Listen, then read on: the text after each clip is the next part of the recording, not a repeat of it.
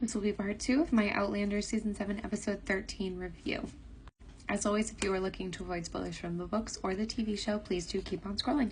So we left off with Jamie and Denzel talking about Denzel seeing Lord John and helping him to escape from the camp because he had overheard that John was in danger of being brought to the gallows at this point, and we get a little inkling of Jamie feeling guilty about this. And like I said at the end of my part 1 of this review, Jamie has feelings about Lord John and Claire for a very long time, and in the books we actually have ample time in his head to learn how he thinks through his feelings and what he's thinking when, and it's a more long drawn out process than I think the show is going to afford to give us, just given the pace of where they're taking the storylines this season. But we can see Jamie internalize this information and wonder about where Lord John is at this present moment and hope that he is okay, which is echoed again later on in the episode. Then we finally see the wedding take place between Ian and Rachel, and the clock on the screen at the beginning of the scene is, I think, just a funny kind of play on the situation and how the scene is meant to feel like a very long, stretched out moment of time, a play on obviously the show and how it deals with time. And even though a lot of the dialogue and story beats of the scene are taken from the book, it is playing out much differently in the show. I just love how young Ian looks at Rachel in this scene. He just looks like such a young, youthful little boy again around her. And I mentioned this in my first part of the review video, but the wedding between them in the books is a joint Quaker marriage. So Ian and Rachel are getting married alongside Dottie, Dorothea Gray, and Denzel Hunter. Because they changed this, they had a letter sent for Denzel to ask him to come and be present at the wedding. And then the speech he gives about Rachel and the conversation they share is taken right from the books. That does happen in the books as well, but just the scenario around it is slightly different in the show.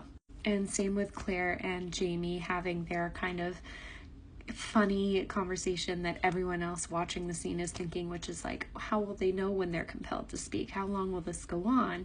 All of those things are dialogue pulled straight from the books. Denzel feels compelled to speak up about how he has put Rachel in a lot of precarious situations, given his choice to join the Continental Army as a surgeon, and Ian also shares this sentiment, as we see, and so the two of them are really choosing this moment to say that they are feeling guilty about their choices and how that has affected the trajectory of Rachel's life. And obviously, as soon as Denzel starts talking about that, she would have never met Ian had he not made that decision, and Ian obviously knows that he is a man who has had plenty of violence in his life, which goes against everything that Rachel stands for. So both of the men in her life feel like they've put her in a lot of positions that she realistically shouldn't have been in. But Rachel reminds everyone that she is choosing to follow Denny and now choosing to marry Ian, and that she has the ability to choose, and that is something that she has always been afforded with Denzel and also now with Ian, and she is exercising that right to choose. Something that in the books, Mrs. Figg actually brings up in conversation. She points out to both the men that their Quaker beliefs are that men and women are equal, and so they have to acknowledge that she is choosing the life that she wants, and they need to be okay with that. When Denzel is speaking to the group here, we can see Mercy Woodcock. In the back is Henry Gray, and we also see this woman here. This is a woman that was mentioned earlier in the episode by Ian. This is one of the Bartrams, and the Bartrams are a family of Quakers that own a garden that Claire has been going to get a lot of her herbs in the books.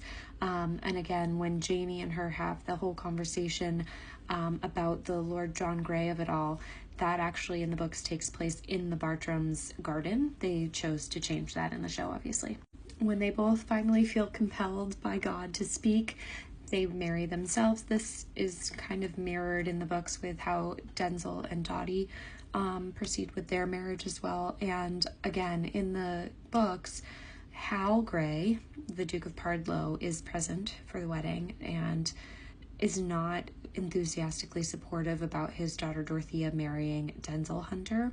And Lord John is actually in attendance of this wedding as well. So again, because they're condensing the storyline, there's changes to who's in attendance here and who's actually getting married as well. Because they're choosing to forego the Dottie and Denzel storyline, I am very curious how much of that is going to affect Lord John's storyline, because he is very much wrapped up in Hal's children as we move forward, and that's an important component of it. So I'm curious how they're going to proceed with Lord John's story, given that we're not getting Dottie and Denzel. Back at the dam, we see that Jemmy is still trying to find his way out, and we get this really lovely scene where he references "on your feet, soldier" as something that his granny would say all the time, which is a callback obviously to season 1 and thereafter, when Claire would say that to Jamie. He does end up finding a hard hat with a light on it and uses it to find his way out of this space that he is trapped in. And they did a great job with this audio overlay of Bree when she was explaining how she escaped the dam after Rob Cameron had trapped her in there earlier on in the season, and that's what guides him through the tunnel. In the books, there's also a train that runs through there that Jemmy gets on and interacts with, but obviously that isn't included in the show. So he's able to flick on all of these switches and turn some lights on, and then follow Bree's voice in his memory through the tunnel. Meanwhile, Bree and Mandy are driving towards the police station, and Mandy suddenly says that she can feel Jemmy once again. So as Jemmy is moving through the tunnel, that connection that they share becomes stronger, and so they play the game of hot and cold. And then, like they have been so much this season, they have 2 scenes happening simultaneously that they are splicing back and forth. And in this situation, I actually really loved how they did this cinematically.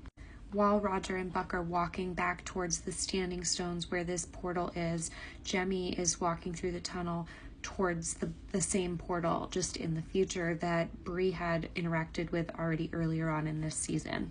And as Roger approaches the standing stones, he starts calling out for Jeremiah.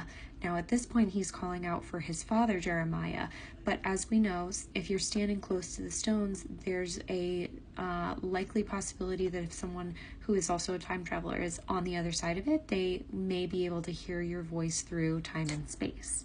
And so Jemmy, inside the tunnel, can see this orb in the tunnel and feel the buzzing. In the books, he has a great description of what that feels like and why he avoids trying to go through it because of how painful it is, and he has a lot of thoughts about what he's learned about trying to travel from his parents, but he does end up hearing Roger yelling for him through the time and space portal that he's interacting with, and so he starts yelling back to his dad.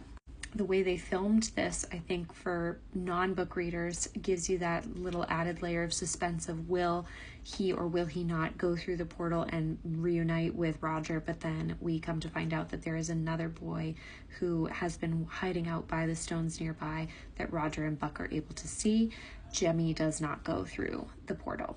Now, all of this information that Roger is accumulating over time and Jemmy is now accumulating over time as time travelers all end up being very useful as they're writing their time traveler's guide and putting together all of the knowledge that they're able to gather. And so this moment in time is another example that Roger will be able to add to that book later on. After the reveal that the young boy at the stones is not Jemmy, we see Mandy telling Bree that Jemmy is getting hotter and hotter and hotter, and he has escaped the tunnel and is in the road. Now, this is a big change from the books, because in the books, when Jemmy escapes, he ends up being chased by a man, and one of the guards at the lock tries to protect him, and he ends up getting taken out by a group of men there. And so, as book readers, we can infer that Rob Cameron is not working alone at this point. Meanwhile, Roger and Buck are interrogating the young boy to see if they have interacted with Jerry Mackenzie at all, and he does admit to them that he ran into the man and saw him run off into the woods, and that he's been taking things from the village nearby. So Roger and Buck go in search of Jerry in the woods nearby. They have his survival kit, they have his dog tags, they now have his helmet, so they know they are warm and getting closer to finding Jerry Mackenzie, and we will talk about that in part 3.